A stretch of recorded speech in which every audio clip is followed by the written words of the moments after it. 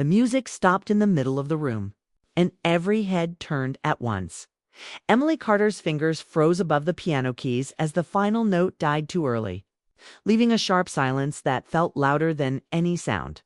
The living room was full of people, neighbors, friends, strangers from town, but in that moment, it felt like only one person mattered.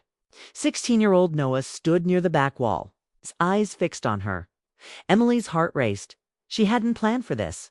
She hadn't planned to play this song, in this house, in front of these people. She had only planned to survive the evening. The charity night was supposed to be easy. A few songs, warm lights, coffee, and small talk. A way to raise money for the local arts center and remind herself she still belonged somewhere.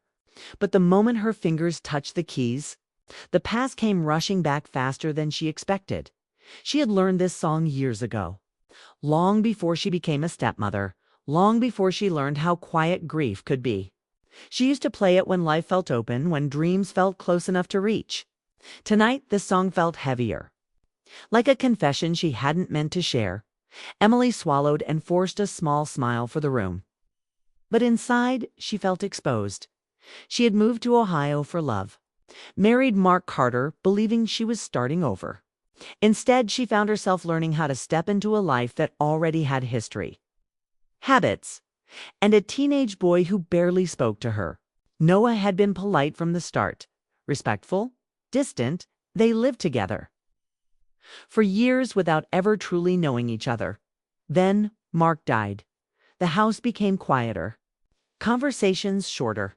Emily and Noah became two careful people walking around the same loss, afraid to touch it. Tonight was the first time Emily had played the piano since the funeral. Her hands trembled. She missed a note, then another dot, and then the song fell apart. The silence stretched. Someone coughed.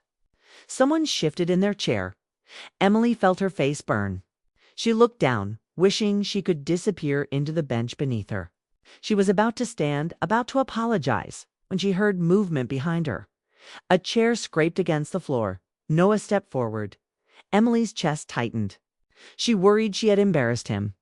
Teenagers hated scenes, and she had just made one. He walked toward the piano with slow steps. He wasn't sure he should be doing this. The room watched, confused. Emily turned slightly, her voice barely steady. "Noah, it's okay," she whispered. "I can stop." He shook his head. "You always stop right there," he said quietly. Emily blinked. "What?" "That part," he continued, nodding toward the keys. "You pause like you're afraid the song will say too much." Her breath caught. She didn't remember ever saying that out loud. Noah swallowed and went on, his voice shaking but clear. "Dad used to listen from the hallway. He said that was his favorite part. The moment before you decide whether to keep going." Emily felt tears rise before she could stop them. Noah reached out and gently pressed a single key, the one she had been avoiding. "Play it," he said. The room was silent. But the moment felt full. Emily took a deep breath and let her fingers move again. This time, she didn't fight the song. She let it run, strong and steady, carrying every feeling she had tried to hide: longing, regret, hope, the quiet wish that life could still surprise her. When the final note faded, the room erupted in applause. Not polite applause, real applause, the kind that comes from being moved. Emily stood slowly, her hand shaking, her heart full. She looked at Noah, who gave her a small nod, like they shared a secret. Later that night, after the last guest left and the house settled into quiet again, Emily sat at the kitchen table staring at 2 mugs of tea. The snow outside fell softly, covering the street in white. She felt tired but awake in a way she hadn't felt in years. Noah sat across from her, his shoulders relaxed, his eyes thoughtful. "I didn't know you listened," Emily said gently. He shrugged. "I didn't know you noticed." The words hung between them, honest and simple. Emily took a sip of her tea. "I almost quit tonight." "I know," Noah said. "You do that sometimes." She smiled sadly. "I didn't think anyone would care." "I did," he replied. That was when Emily realized something important. She had been so focused on not crossing lines, not pushing too hard, not replacing anyone, that she had forgotten to just be present. She had been careful when what they both needed was courage. Noah leaned back in his chair. You know, you don't have to pretend everything's fine. Emily met his eyes. Neither do you. For the first time since Mark's death, they talked about him openly. About the way he laughed too loud. About how he always forgot where he parked. About the music he loved.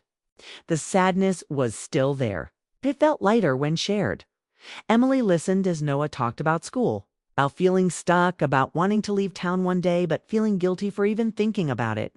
She heard fear in his voice, the same fear she carried. I stayed because I thought you needed me. She admitted softly. Noah frowned. I stayed because I thought you needed me. They stared at each other, surprised. That night didn't solve everything, but it changed the air in the house, changed the way they moved around each other, changed the way Emily saw herself. She wasn't just filling space. Anymore, she was allowed to live. And as Emily went to bed that night, the song still echoing in her mind, she knew something had begun. Not because she had played perfectly, but because she had been seen and because, for the first time in a long while, she had chosen not to stop. Emily never expected a single decision to change her life. But that was before Noah sat across from her at the kitchen table and said the words that hit her like a door opening in a storm. I sent in my applications, he said, eyes fixed on his tea, and you should take the teaching job. Emily froze, not because she was surprised, but because she didn't know what to do with the sudden rush of relief and fear. She had been offered a music teaching position at the Community Arts Center. A chance to return to the life she loved before grief turned everything quiet. She had been scared to accept, worried she wasn't strong enough to handle a real job again. Worried she would fail and make everything worse. Noah's voice broke the silence again. You're not just my stepmom, he added. You're family. Families don't stop each other from living. Emily stared at him, her heart pounding. She had always known Noah was smart, but tonight he sounded older than his years. It was like he had finally stopped carrying the weight of his father's memory alone and decided to share it with her. She didn't answer right away. She needed time to feel the truth that she had been hiding from herself for years. She wanted to live. She wanted to love again. She wanted to stop being afraid. The next few weeks moved quickly. Noah's applications went out. Emily's teaching contract was finalized. The house began to feel different, like it was waking up after a long sleep. Emily started practicing again, not for the charity night or for anyone else, but for herself. The piano became a place where she could breathe. Noah started opening up too. He told her about his dreams of going to college, about his fear of leaving the town where his dad's memories lived in every corner. Emily listened without trying to fix everything. She didn't offer advice. She just let him speak. One afternoon, after a rehearsal at the Art Center, Emily ran into Daniel Brooks, a history teacher she had met during the community event. He was tall, calm, and had a quiet smile that made her feel safe. They had spoken only a few times, but each time he left her with a sense of peace she hadn't felt in years. Hey, Emily, he said. You sounded amazing tonight. Emily smiled. Thank you. I'm still trying to get my confidence back. Daniel nodded. You're doing more than that. You're healing. The word healing made Emily's chest tighten. It felt like a label she didn't know she deserved. She wanted to say something clever, but all she could do was look at him and nod. He offered to walk her to her car. They talked about small things, school music, the community center. It was simple, but it felt honest. When they reached her car, Daniel hesitated. I know this is sudden, he said, but I'd like to see you again. Maybe we could grab coffee sometime. Emily felt her face warm. She had not expected to feel this kind of interest again. Not now. Not when her heart still carried the weight of Mark's memory. But Daniel wasn't rushing her. He wasn't pushing. He was offering something gentle and real. Okay, she said softly. I'd like that. The weeks that followed were a blur of new beginnings. Emily started teaching music classes. She watched students' faces light up when they learned a new song. She felt useful again. She felt like she had a purpose outside the walls of her grief.